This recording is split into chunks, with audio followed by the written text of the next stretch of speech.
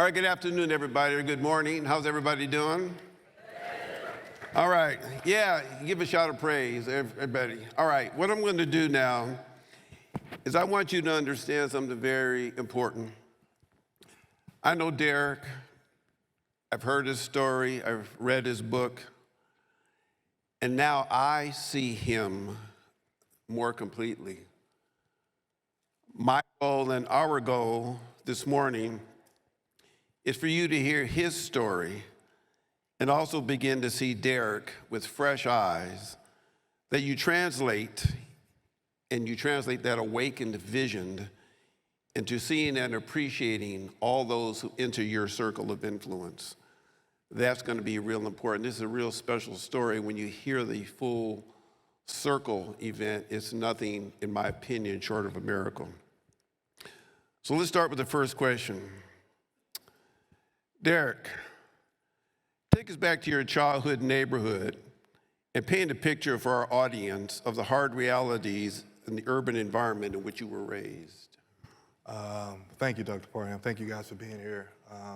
The picture that I want you guys to recognize is in 1994, the President of the United States at that time came to our neighborhood and said, these projects, housing, are not sufficient for people to live, and he tore them down. So the President and his team came to the city and said, these are not sufficient enough to live. You can imagine what we was going through at the time. And our neighborhood at that time, we were poverty-stricken as far as financial. We didn't have a lot of means, but we had people who actually taught us manners, how to treat people, how to respond, how to act accordingly. And I think that was what taught me how to survive. In our neighborhood, we just played outside. Like, we didn't have grass, we had dirt piles. So football was there, basketball, any sport that you played was in the same dirt. And I think that was a significant part. We had milk crates that we would cut the holes in and shoot basketballs. We try to put them up on places and shoot basketballs. There was a lot of parents that was upset, but it kept us out of trouble. So we just played all day. We played hide and seek and just the simple things that you could play at that time, and it was really a lot of fun. But it was we didn't know we were poverty-stricken because everyone was there. Didn't know you were poverty-stricken? Because we had each other being kind to each other. So we didn't know that we didn't have the means, the money of other people had, because we didn't go out of the area. So to me wearing the same clothes, for 2 or 3 days, my friend did that. So it's a different situation.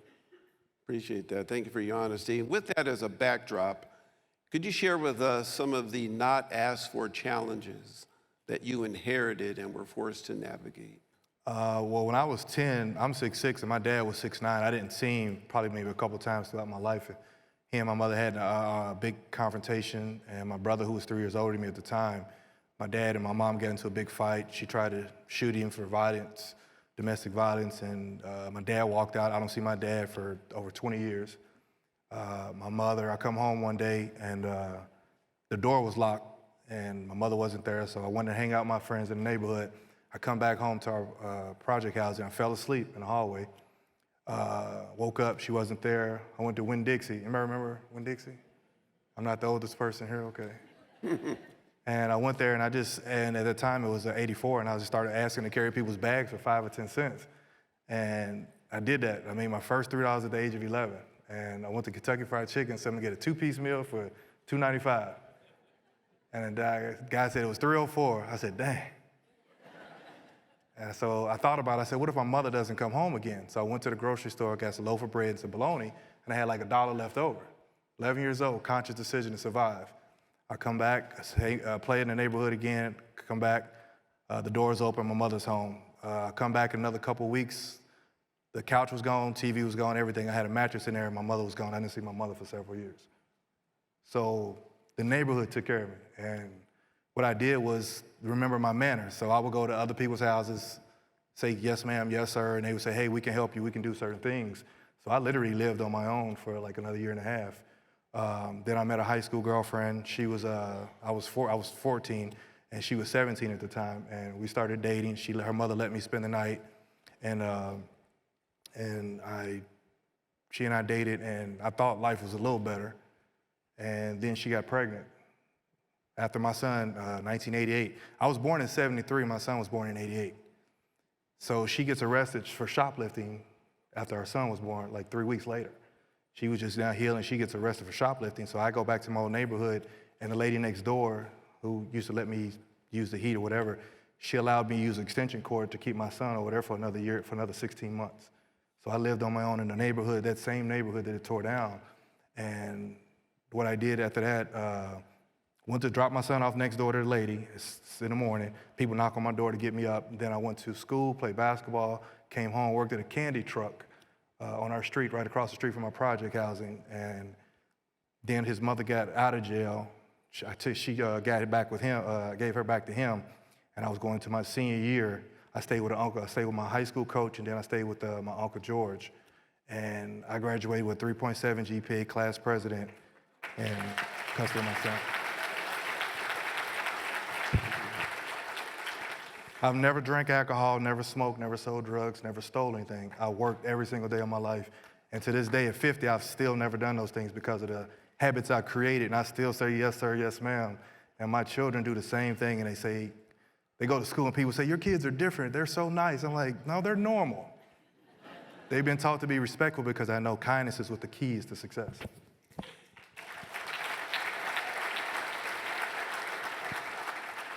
And I want you to hear him speak truth, because we were at another event, and I get up, I drink coffee in the morning. I saw being a gentleman say, let me get Brother D a cup of coffee, and I would pass it out to everybody else. He said, Doc, I don't take that anymore. And I knew that, but I'm so habitual, but he was very strong, and said, I don't do that. And he literally has not done that all his life. So can you give him another shout of praise?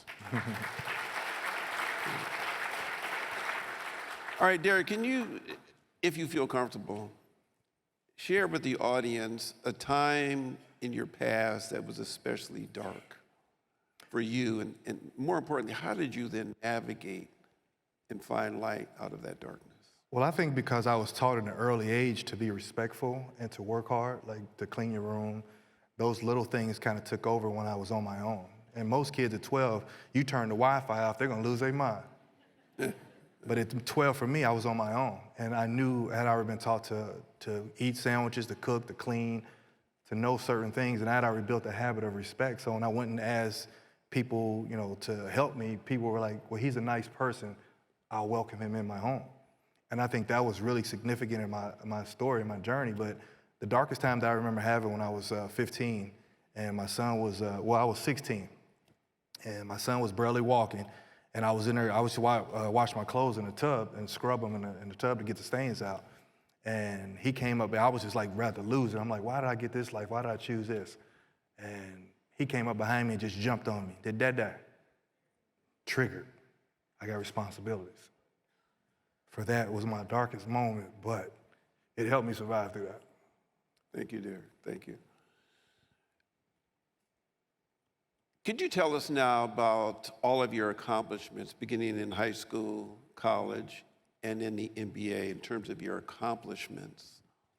Was fortunate enough in middle school, I didn't have anything else to do, so I was playing basketball all the time. And I would be out there every day, raining, whatever. Somebody made a post not too long ago. We saw you out in the rain playing basketball, and they thought, well, I was crazy. And I was like, well, I didn't want to be in the house. I was alone, so I played basketball all the time. And my middle school coach gave me an opportunity. So we won 2 middle school championships. My 7th grade year, I dunked the ball for the first time. I was wearing like the school shoes. They were terrible. And then my 8th grade year, the best player. My freshman year, averaged 4 points. My freshman year in high school, I started. But what I did was dive for loose balls. I was doing everything. And the most amazing thing is the troubles that I was going through. I spent the night in the gymnasium because we had practice on Saturday. So Friday night, I spent the night 2 weekends in a row, spent the night Friday night to Saturday because I couldn't get a ride to school. We had practice Saturday. So I got there and the coach came in and said, look, Derek's here early. He thought I was there being supportive. I'm like, nah, I don't have a ride. But that triggered my mind again to say, wow, this is a response that I got from that. So me spending the night there, I started, like I said, I only averaged 4 points, but I was doing all the little things. Coach saw me as a different player. My sophomore year, I became a starter. I wound up leading the team in second in scoring, but then after that, All-American, all these things. And this court now that I step in that gym is named after me. So. I won high school, 2 districts high school, Olympic MVP in the Junior Olympics. I didn't get to play against. I didn't hear you. I got the gold medal in the Olympics. I was the MVP of the Junior Olympics.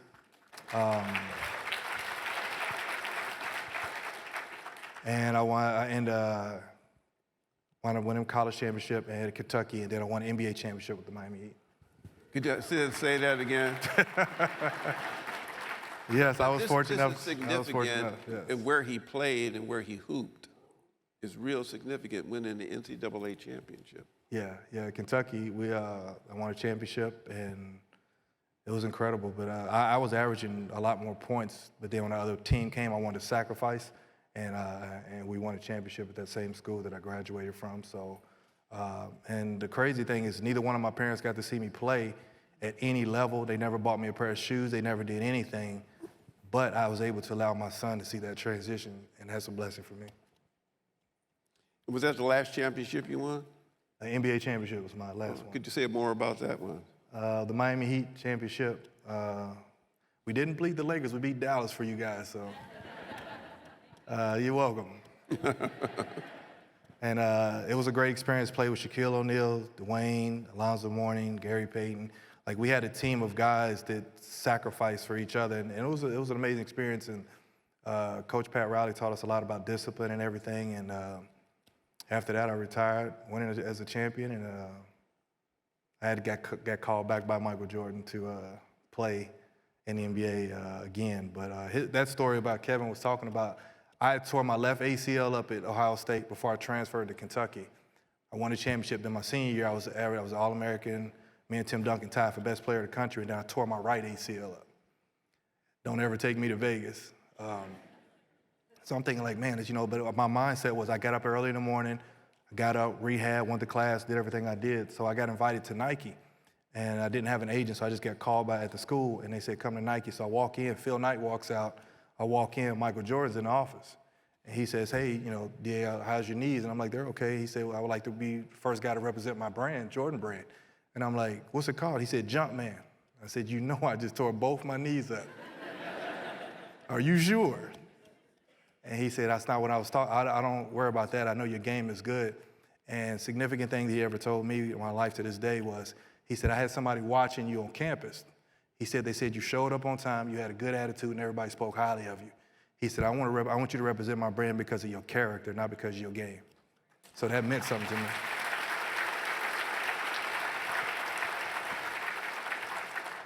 And see, up to this point, Derek's story is still unfolding. Reminds me of a mantra that I often share. And I want all of you to really close your eyes and really think about this. Wherever and whenever shadows have been cast, it must mean there's light nearby. Because shadows can't be cast without light. So even in dark spaces, Derek found light inside of him in the form of kindness. He also was kind to others, and so he ignited their light, and that collective luminance lit the path on which he continues to travel. Derek, can you tell us about how sports and your participation in sports has impacted your life and overall well-being? Well, sports has always taught me to listen to learn. And what that means is everybody in here, you hear people say stuff, but it's called listen to learn. And for me how many people heard that saying, cake and eat it too? All right? Did you know that real saying is you can't have your Kate, and Edith? Think about that. It was 2 people selling a man. You can't have 2 different people at the same time.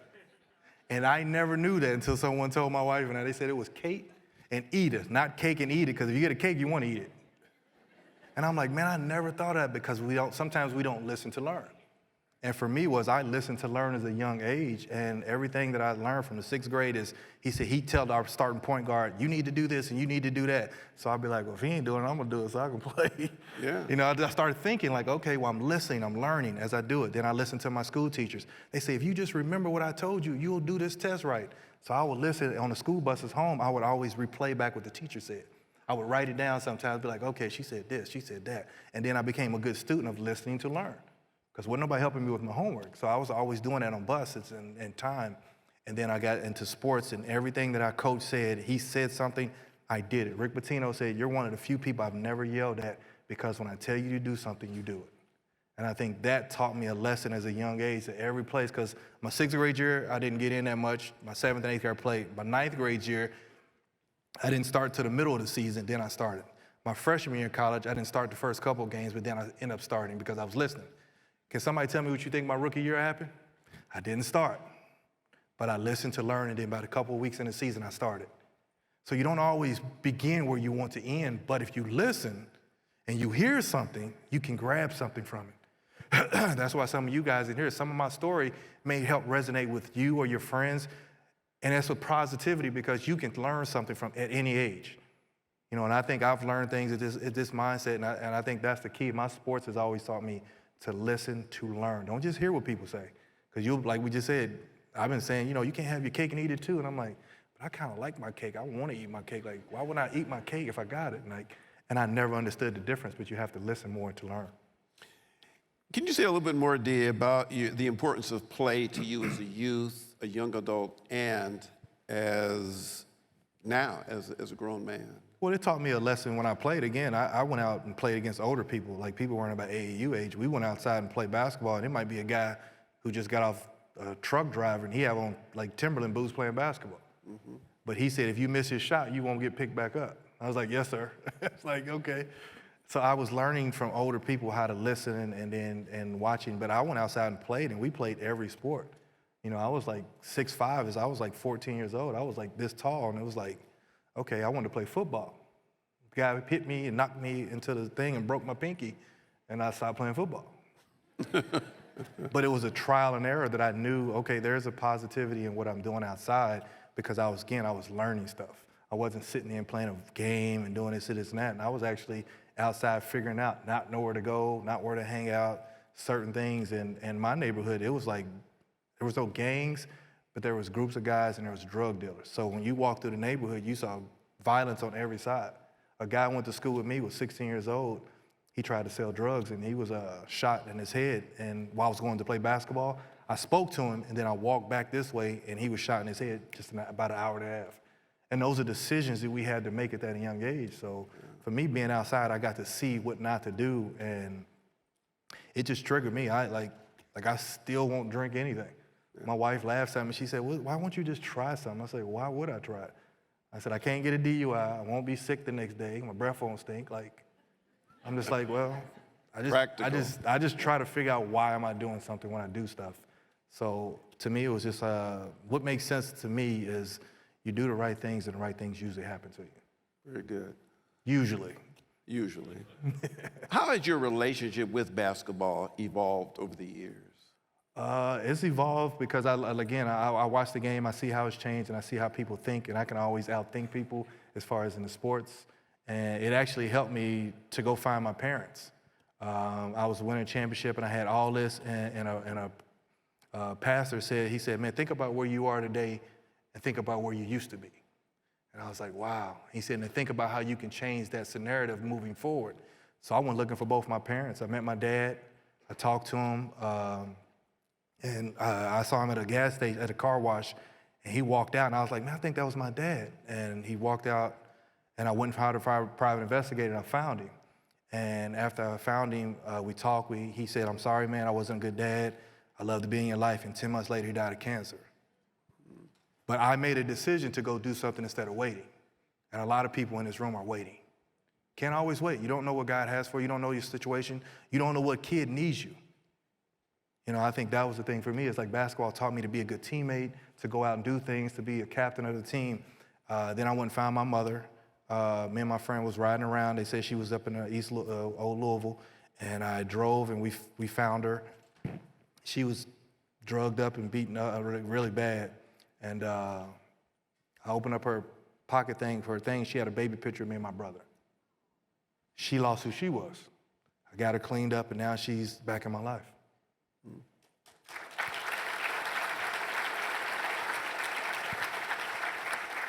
The basketball taught me how to take leadership, take your own leadership. You have to stop being in the back and just sitting there being quiet And I wasn't a loud, rowdy kid, so I was just like, well, how can I be impactful? And my thing was to do something that other players wouldn't do, and it's to speak up, bring each other together, and I think that's what helped me bring my family back together. You doing okay now with all of this? I'm sorry? You doing okay with reporting and sharing this? Oh yeah, this is a healing thing for me. It's why I'm loving being part of the mental health program. We tell our players at the NBPA is when you talk it out, work it out, you get it out. And I think that's the key to why we're so good at what we do as far as adults is how can we help the next Derek Anderson be better? And I think every last one of us in here has some kind of impact that can help somebody else be better. See, so I want you to listen to what DA is saying. We call him DA as a term of endearment. It reminds me of a quote from James Baldwin, one of my favorite authors, that not all things that are faced can be changed, but nothing can be changed unless it is faced. And I think Derek Anderson is a prime example of that quote. He's really had a lot of not as you thought moments. But what he knew about himself is that inside he had innate genius and talent to navigate those spaces. He has now translated that work as a wellness counselor in the Players Association. Could you tell a bit more the audience about what we do in the Players Association Mental Health and Wellness Program? Yeah, so what we do is we meet the players where they're at. You know, we don't try to force them to diagnose them with something. We want them to explain where they're at in their lives and where we can see them being growing and how we can help them. Because we've all lived through something. Everyone in this room has gone through something. Everybody here can write a book. I wrote my book and had no idea what I was doing. I wrote like 1,000 pages. It's now like 200. So, but I think we all have something to format and to give to them. So our program that Dr. P and myself and Michael, what you do is meet the players where they're at. We get them to explain where they're going, what they're feeling, and get it out. Because once I got my book out, like I had a lot of anger and I didn't know that because I was suppressing it. And I've always been a kid that smiled, and then some days I wouldn't smile, and I'm like, well, why am I not smiling? Like, what's wrong? And I didn't know. I had millions of dollars, I had the success and fame, but I was just looking for some kind of love and affection from someone that cared. So I went and reached out. When we reach out to the players, we tell them the same story, and we tell them everyone has a journey, but they need to create your own story. Don't let social media create it. Don't let anything else create it. You need to create your own story. Everyone in this room needs to finish your own story your way. Don't let someone else write your story. You write your story. And that's the story that people will believe and stick with. And I think that is what we do well at the NBPA. And again, the greatest thing that's ever happened to me about writing my story is, and me doing what I do is, I met my wife at a foundation event. She was giving back, I was giving back. The greatest thing ever happened to me is to meet my wife there. And I hope she's in here, but Jamie, I love you and thank you.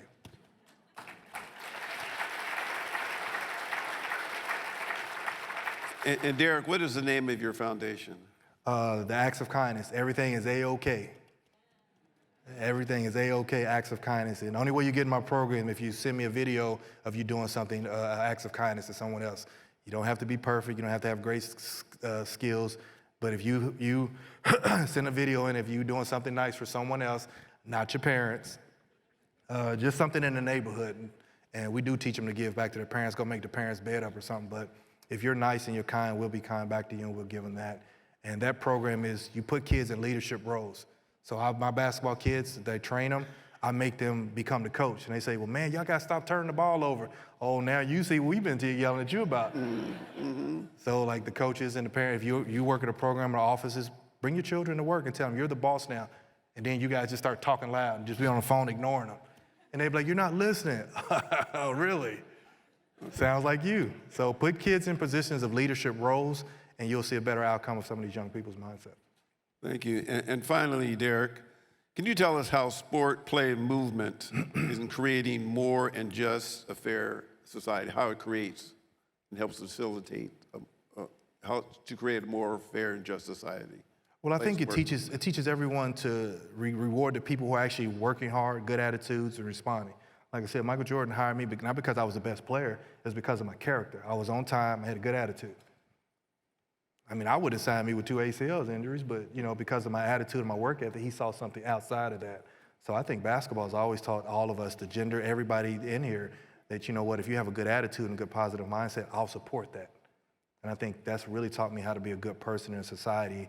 You ever open the door for somebody, they don't say thank you, and you want to snatch them back in the door? You're like, man, all you gotta do is say thank you. But there's a point now that I just be like, okay, well, you have a good day anyway. So instead of being angry, I'm happy, and I think that translates moving forward. So the last thing I want to leave you all with is something, again, our elders taught us, is that if you work hard and bust your butt and you have a sense of integrity and character, you will never have to go after opportunity. Opportunity will come finding you. Here in Derek's story, we see exactly that. So can we give Derek one more round of applause?